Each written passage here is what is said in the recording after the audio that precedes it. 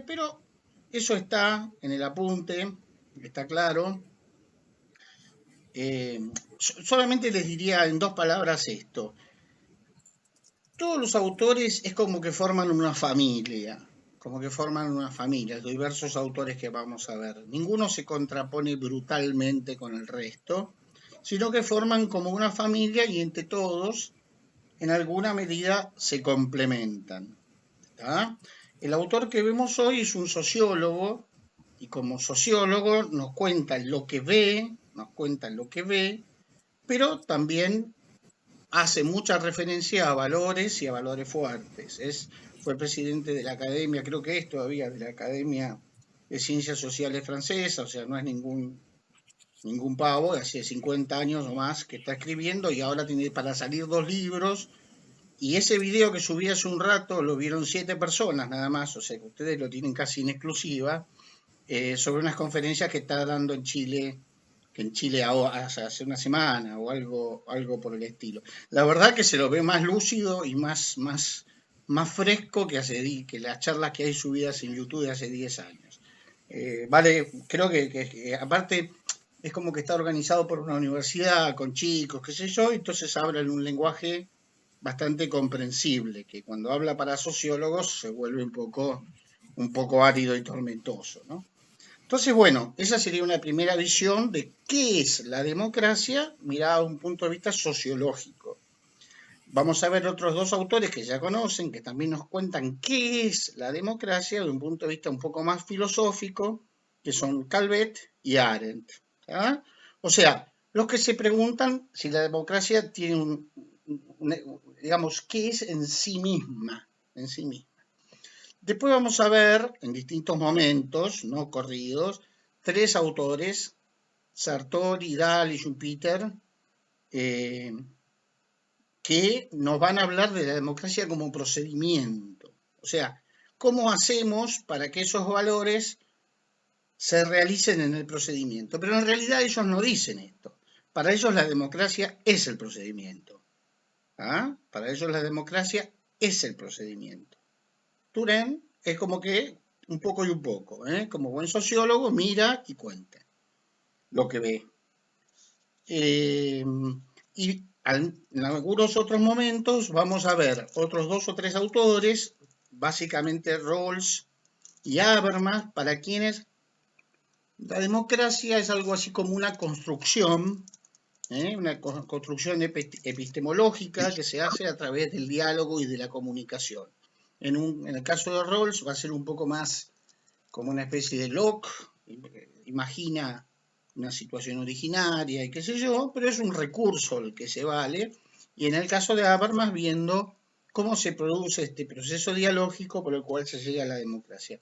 Ahora, todos conforman, más allá de que entre ellos podrían no estar de acuerdo en lo más mínimo, una familia, por decirlo de alguna manera, que pone el acento en una cosa o en la otra. No vamos a ver autores que digan la democracia es lo que había en la Unión Soviética.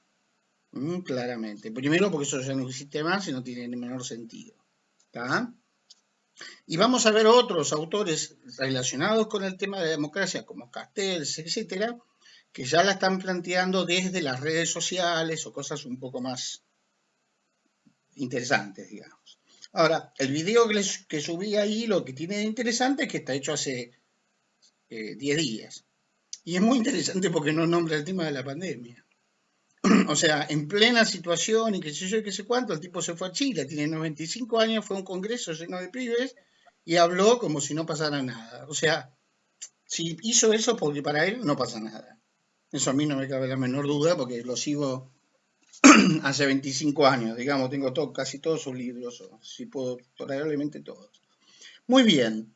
¿Qué es lo que dice? Que lo que vimos nosotros de la democracia como un principio de soberanía del pueblo, como destrucción del antiguo régimen,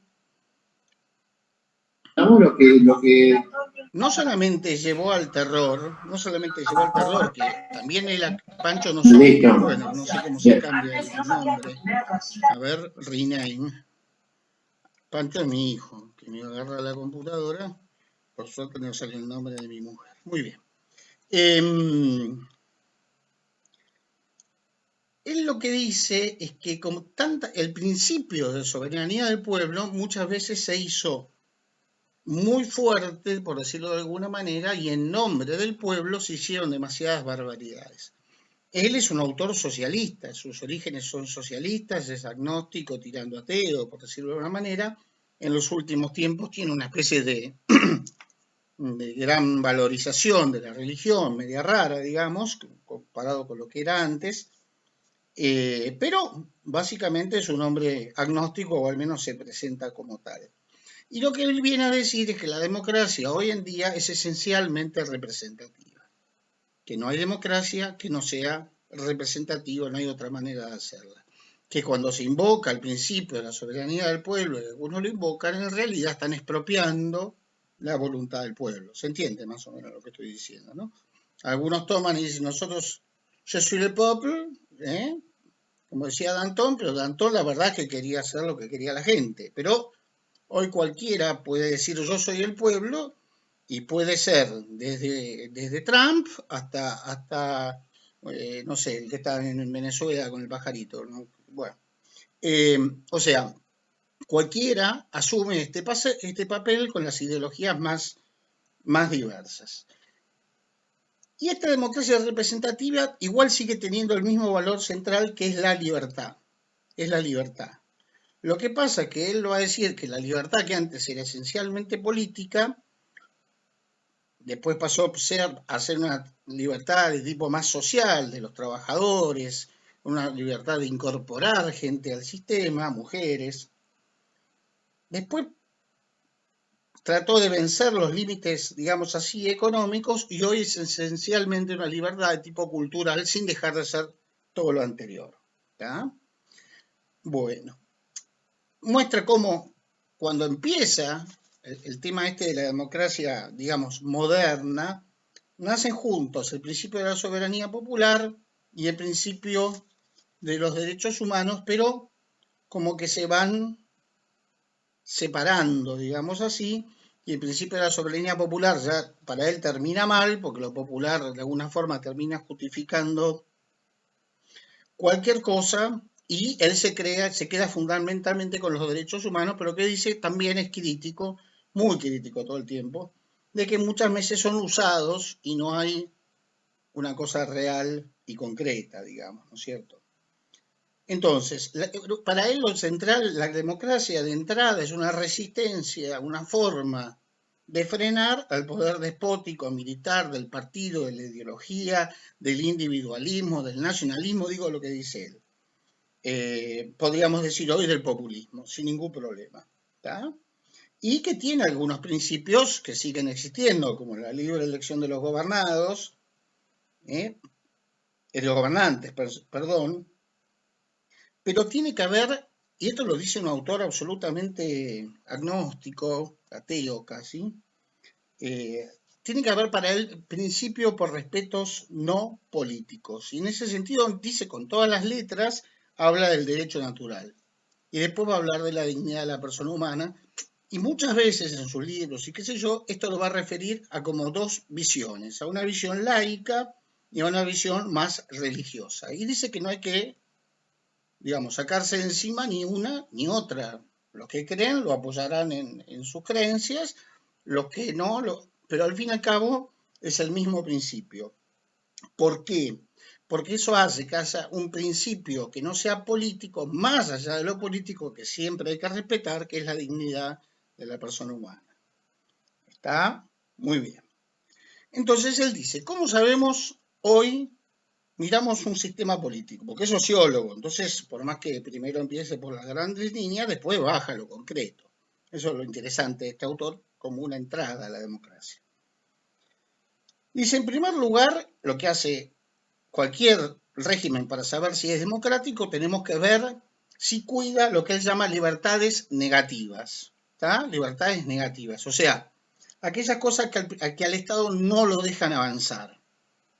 Todo lo que nosotros tenemos en el artículo 14, libertad de asociación, libertad de imprenta, libertad al derecho a la propiedad privada. O sea, él dice, sin este básico no hay democracia. ¿Mm?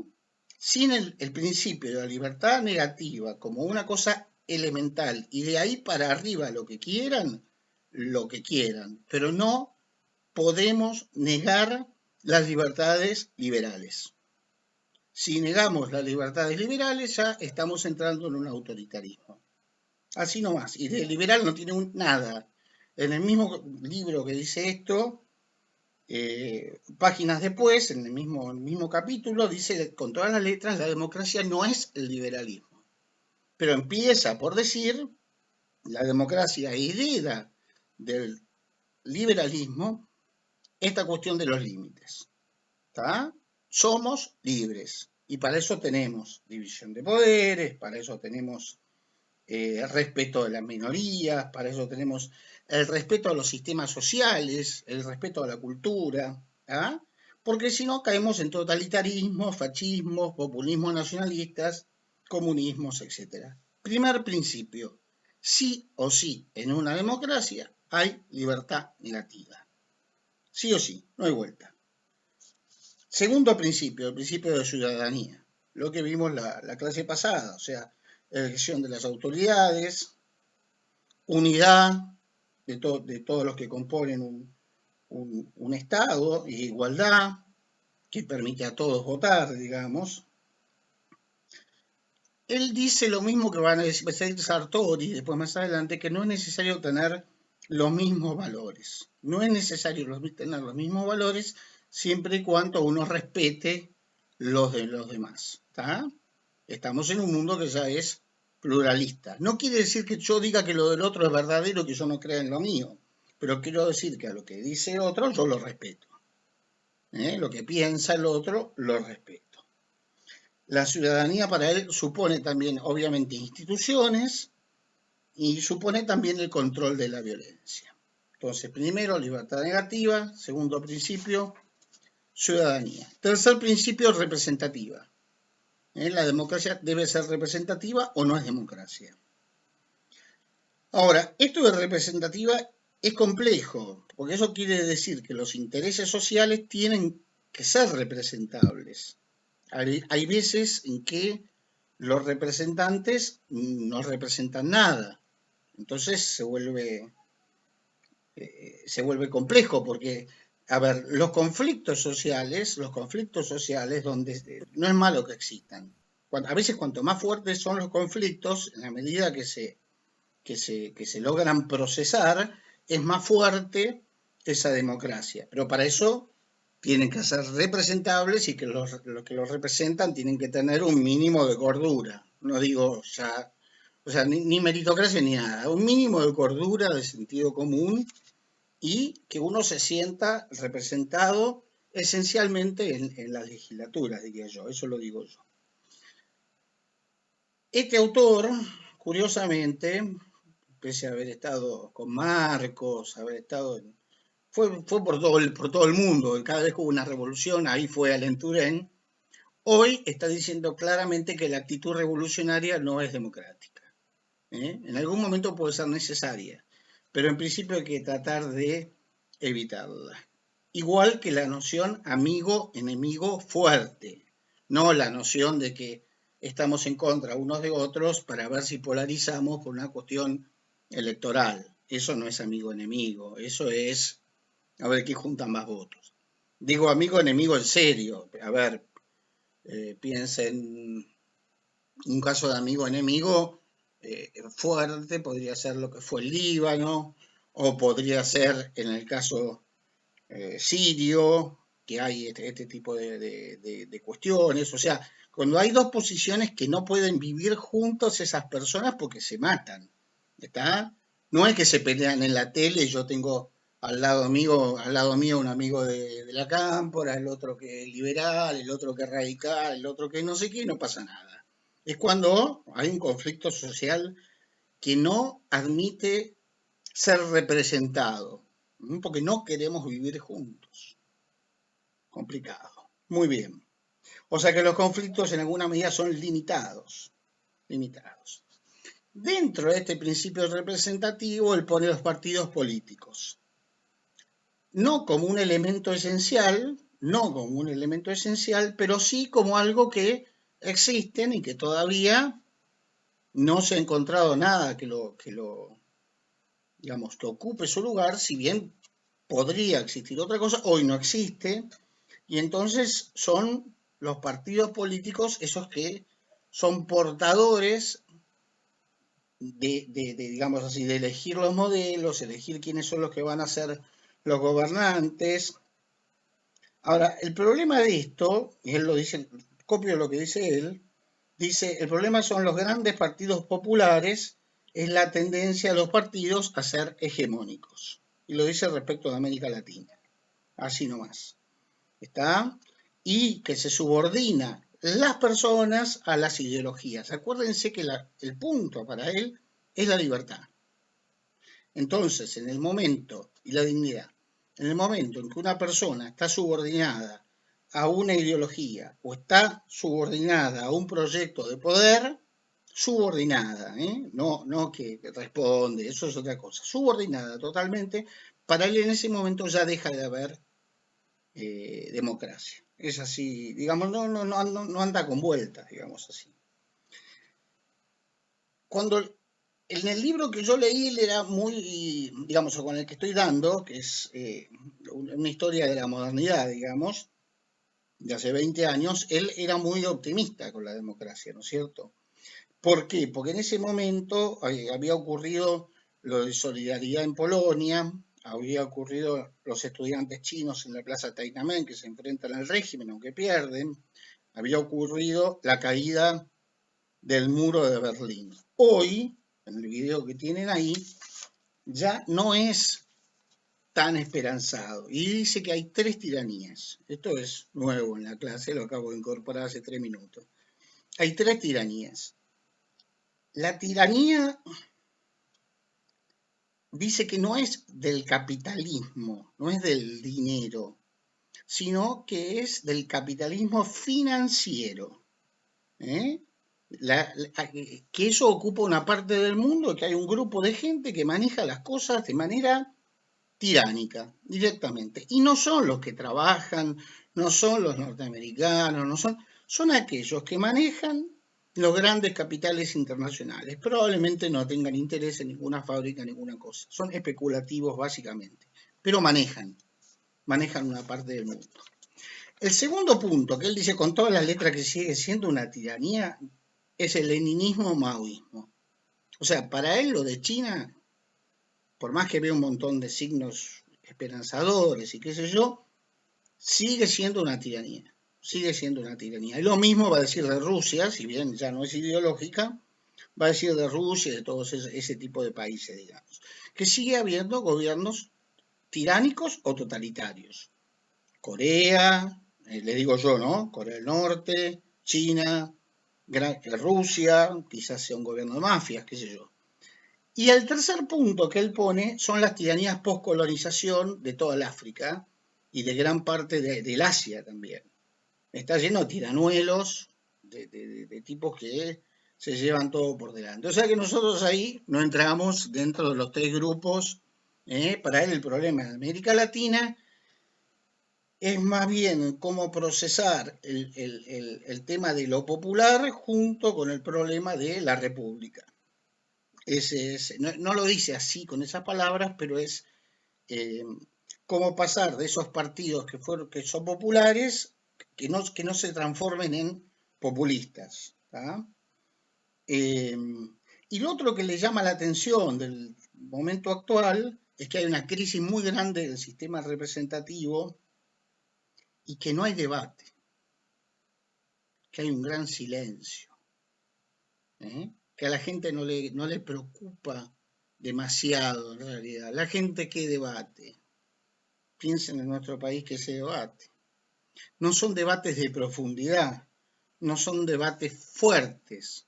No se escuchan ideas nuevas, no se escucha, porque la democracia en realidad, a ver, lo que él está diciendo es que la base de la democracia es la libertad. Esa es la base de la democracia. En el momento en que eso deja de ser lo central, en el momento en que la libertad no va asumiendo nuevas formas de acuerdo a la cuestión que exista en ese momento social, la democracia cae. Por más que haya formas democráticas, por más que haya formas republicanas, por más que haya separación de poderes, por más que haya independencia del Poder Judicial. Porque tarde o temprano va a dejar de haberlas. Va a dejar de haberlas porque no hay ese fuego sagrado a favor de la libertad. Y inmediatamente después de esto, obviamente que la libertad lleva a la igualdad. O sea, los derechos negativos suponen también derechos, una vez alcanzados los derechos negativos, el límite supone los derechos positivos. Europa se saca de encima las monarquías con los derechos negativos y luego se desarrolla económicamente. ¿Está? Llega hasta el modelo de estado de bienestar. No quiere decir que eso sea mejor o peor que otros modelos, pero, o el de la democracia cristiana o sistemas liberales, pero que siempre tuvieron en cuenta, digamos, de a poco, cada vez más, a todo el universo de la población. Lo primero, un límite, pero la democracia no se termina en un habeas corpus, ¿tá? Ni en un habeas data, que es más moderno, pero sigue siendo lo mismo. Un límite. La democracia supone que todos podamos usar realmente de las redes, supone que todos podamos decir nuestras ideas, supone, y además supone, no sé cómo explicar, una creatividad muy fuerte que surge de ese anhelo de realmente ser libres. Que es lo que él dice que hoy en día no está viendo. No está viendo. O sea, igual es optimista porque dice que empieza a ver un pequeño debate. Es gracioso porque le preguntan, no, porque los jóvenes, qué sé yo, están. Y el tipo se queda así, como diciendo, él no puede decir, no puede contar como sociólogo lo que no ve. Si yo digo que ustedes naturalmente hoy están en un proceso de ebullición buscando cómo ser más libres, miento. No están en eso. ¿Tá? Puede ser que discutan si les gusta más Macri, si les gusta más Cristina, si Alberto, que subió el dólar, se pueden matar con todas esas cosas, pero en el fondo no hay, le falta, perdonen, pero le falta ese fuego que viene de adentro. No digo todos, pero a la mayoría, es así. Pero no, ustedes, no estoy hablando de ustedes, estoy hablando de las comisiones que veo los últimos 10 años. ¿Tá? No se nota eso, se nota como mucho repetir, como mucha bajada de línea. Los partidos políticos ni hablar. Los partidos políticos ni hablar. O sea, uno no siente. Bueno, el otro día tuve una experiencia muy linda con la Reserva Fiscal, que hace años que venimos, pero que cada vez quedábamos poquitos, buscando la transparencia electoral, hicieron un Zoom, yo fui sin ninguna expectativa, había como 60, 70 personas que están ahí por amor a la patria, nadie le da un mango y laburan por la transparencia electoral, sean del partido que sea, y la verdad que es como que sentí una especie de aire fresco, ¿no? Porque ya hasta a nosotros nos costaba, y estoy muy agradecido a quienes siguieron, digamos, ¿no? Porque yo me quedé haciendo la plancha. Muy bien. Este límite al poder, entonces, no es solamente al poder político, va a ser también, obviamente, un límite al poder económico, un límite al poder de los que manipulan las redes, un límite a aquellos que manipulan la persona humana con todas estas cosas de biotecnología, qué sé yo, que no sabemos a dónde quieren ir a parar bien. ¿Tá? Entonces, es complejo porque nosotros estamos muy acostumbrados a pensar y heredamos, ustedes ya que lo hereden es una locura, a la izquierda, a la derecha, y los problemas hoy son otros. El problema es cómo renovar esa democracia, porque la democracia no es que funcione mal porque, a ver, siempre se cae en eso, ¿no? Siempre decimos, bueno, entonces, bueno, ¿cómo renovamos esto? Yo he estado en 20 grupos de esos que dicen, bueno, a ver, siempre me toca la parte institucional a mí, a ver, ¿cómo mejoramos? Entonces empiezan a llover ideas. Me acuerdo que estaba a los 31 años, empezaba el gobierno de la ciudad. Pongamos un ombudsman, pongamos un libertor, pongamos un... y poníamos cosas, y después entraban todas en la Constitución. ¿Cambió algo? Nada, nada. O sea, casi les diría que cuanto menos órganos de este tipo hay, y en realidad es más fuerte el Poder Judicial, sería lo ideal. ¿Mm? A ver, en los países nórdicos el ombudsman tiene sentido, porque es de su tradición cultural, ¿se entiende? Lo que quiero decir es que si hay un problema de falta de representatividad, si hay un problema de no rendición de cuentas, si hay un problema de corrupción, no va a mejorar, ponga una oficina anticorrupción, porque la oficina anticorrupción va a responder al gobierno, al que sea, ¿está? No va a mejorar solamente por lo institucional. Va a mejorar desde lo institucional si primero cambiamos nosotros, si primero cambió ese pueblo, ¿eh? Si primero cambió el etos, cambió la esencia. Y para él siempre la democracia es un continuo plantearse las cosas de vuelta. Él en su momento se plantó muy duro frente a la globalización y le costó bastante distinguir la globalización como proceso de la globalización como ideología.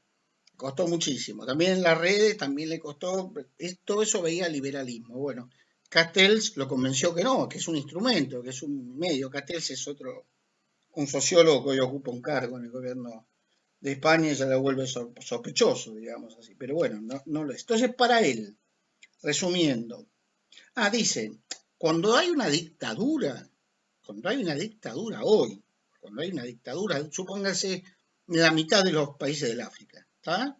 Venezuela, Cuba, vamos a ponerle nombres a las cosas porque ya a esta altura así después peleamos tranquilos. La mayoría de los países del sudeste asiático.